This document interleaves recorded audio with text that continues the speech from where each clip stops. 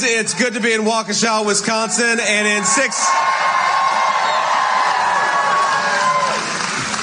in 16 days, we're going to turn this community red, we're going to turn the state of Wisconsin red, and we're going to make Donald Trump the next president of the United States. Now, this crowd is fired up, and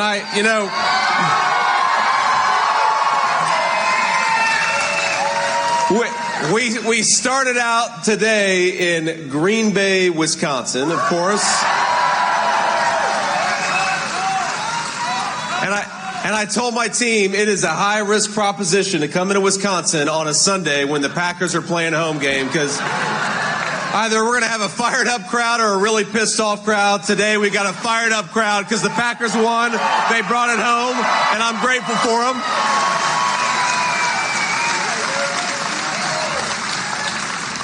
You know, I grew up watching Brett Favre, so even though I'm a Bengals guy, I like the Packers. But in just a couple of weeks, my friends, and I maybe it's sacrilegious to say it, but we've got a more important fight on our hands, and that's to beat Kamala Harris and the Democrats, and that's exactly what all of us are going to do.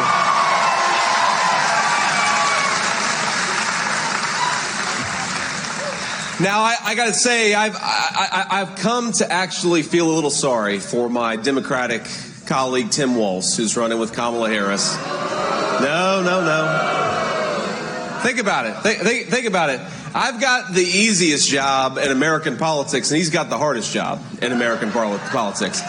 Tim Walz has to try to convince the American people that Kamala Harris hasn't been vice president for the last 3.5 years.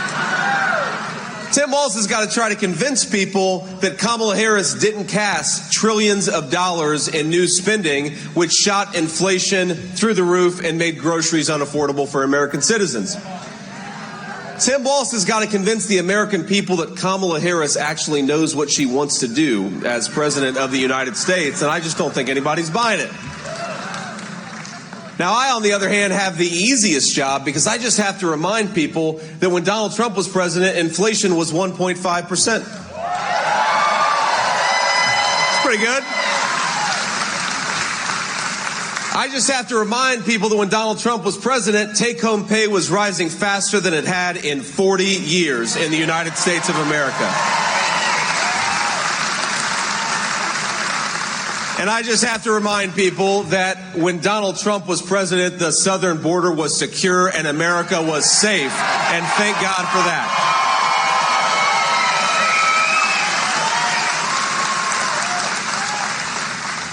So I know all of you are praying for me, and I know we got a lot of Catholics for Trump. I see the signs here. Thank you, Catholics for Trump. And we got a lot of non-Catholics as well. And I just wanted to say, I know you're praying for me, and I really do appreciate it. I need those prayers every single day. But maybe spare a prayer for Tim Walz, because he's got to defend Kamala Harris, and that's the toughest job in American politics. Now, here's the thing about Kamala Harris, and Imagine this on your resume: a certified expert in ChatGPT and AI tools. Remember 2 weeks ago, her campaign decided to tear up the script. They were trying to hide Kamala Harris in the basement, and then they decided they were going to give Kamala Harris a lot of softball interviews. And here's the problem, my friends. I know we got a lot of baseball fans in the room. That the problem with a softball interview is you've still got to be able to hit a softball.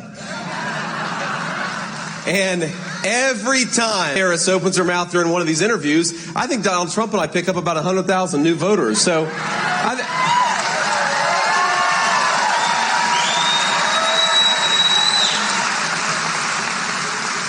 now, you've seen the polls. They suggest that Donald Trump and I have got the momentum. I don't believe the polls. I don't believe the polls when they're good. I don't believe the polls when they're bad. But what I do believe is in the wisdom of the people of Wisconsin. And I don't think they're going to give Kamala Harris a promotion.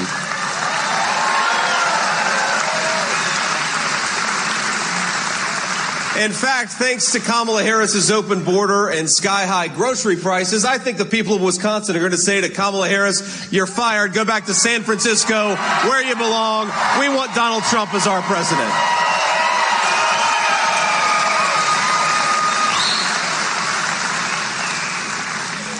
Now, I want to talk particularly to people of faith because I know we've got a lot of Catholics here. And, I don't talk a whole lot about my faith because, sometimes you just talk about other things. You talk about public policy, but I'm certainly a very devout Christian. And I was actually baptized for the first time in 2019. I returned to my faith as a young man. Got baptized. And I say this as a Christian, as a person who was baptized for the first time just a few years ago. There is something really bizarre with Kamala Harris's anti-Christian rhetoric and anti-Christian approach to public policy. I don't think that we've, that's right, Jesus is king, and I don't think that we've seen...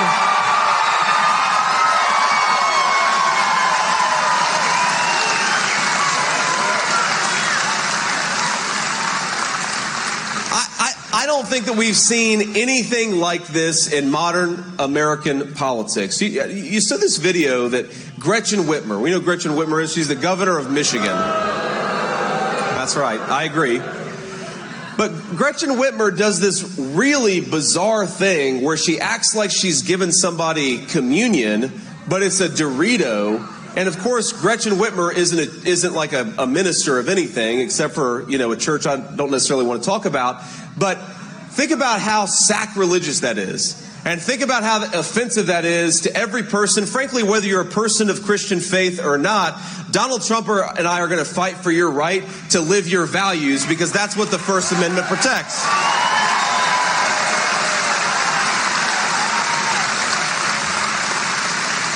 And I think whether you're a Christian, a Catholic, or any other faith or no faith at all, when you see an American leader, when you see a surrogate of Kamala Harris insulting people of the Christian faith, I think that we should say to every single one of those people, you're fired. We're not giving you any more power. We're going to respect Christians. We're going to respect all people of faith. And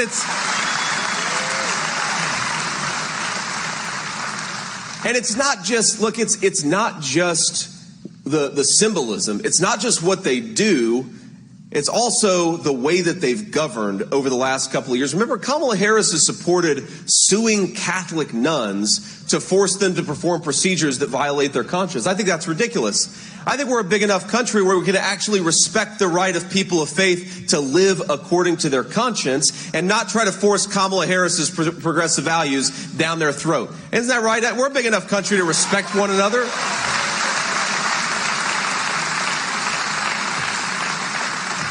I think we're a big enough country to not ask American taxpayers to fund abortion at 9 months. I think we're a big enough country to say we're not going to fund that crap with American taxpayer dollars. And I think that we're a big enough country to say that whatever your faith, or whether you're a person of no faith at all, we believe in the First Amendment, and that means most of all that we are not going to censor you and silence you. We're going to try to persuade you because that's what American political leaders ought to do with their fellow citizens.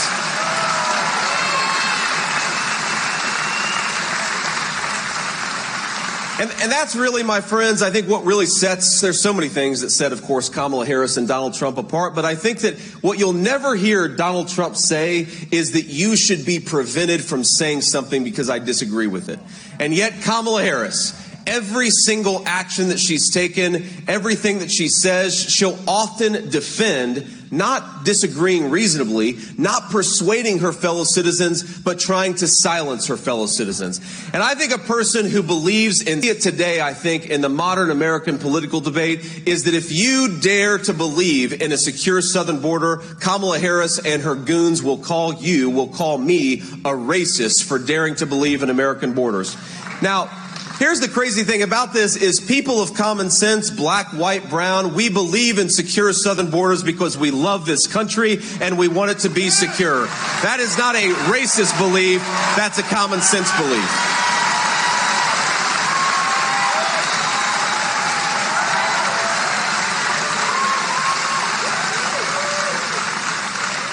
But think about what Kamala Harris is really saying. She's really saying if you don't want fentanyl in your communities, then somehow that makes you a racist. If you want security and don't want to import terrorists from 100 countries all over the world, that makes you a bad person. If you want your young families to be able to walk down the street in security and comfort, that makes you a bad person. Kamala Harris, I think the only bad person today in American politics is you. Why don't you try persuading your fellow citizens instead of attacking them and censoring them? And for all of you, Donald Trump and I will fight for your right to speak your mind.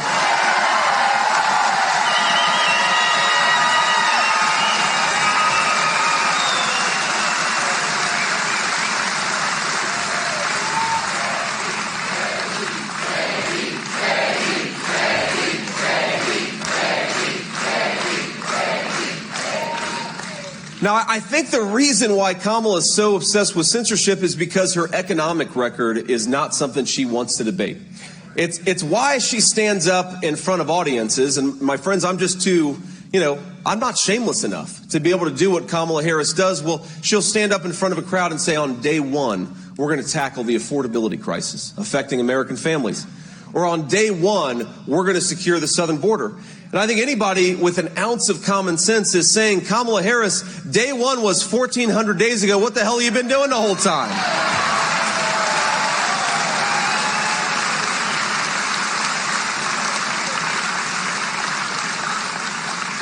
But think about where her economic policies have led for Wisconsin families. The average Wisconsin family is spending $1,000 more per month to afford what they could have afforded when Donald Trump was president. The average Wisconsin family has been cost almost $30,000 by increased costs because of Kamala Harris's inflationary policies. Wisconsin families are paying more than $3 a dozen for eggs. They're paying the highest milk and bread prices that we've seen in this state in a very, very long time. The reason Kamala Harris is running away from her record and attacking Donald Trump is because she hasn't done a damn thing for the people in this room, and we can't let her forget it.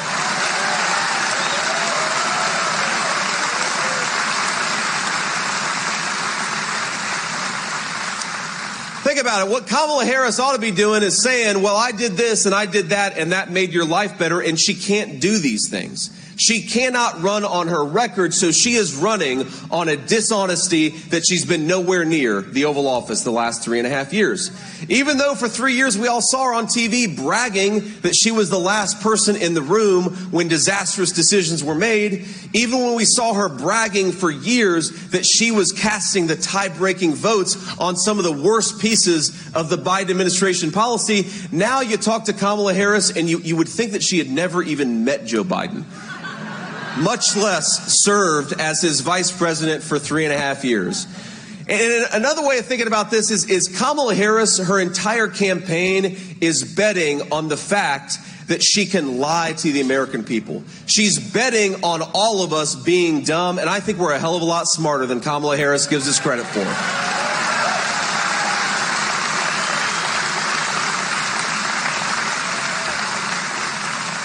We remember that Kamala Harris cast the tie-breaking vote on trillions of dollars of new spending. We remember that Kamala Harris bragged about opening the American southern border. We remember that Kamala Harris said she was the last person in the room when the disastrous Afghanistan withdrawal, when that decision was made. And I think while Kamala Harris is betting on all of us being, frankly, very dumb, I think in reality, on November the 5th, Wisconsin is going to send her a message. We actually remember. We remember your failures, and we're not going to reward it. We're going to send Donald J. Trump back to the White House where he belongs.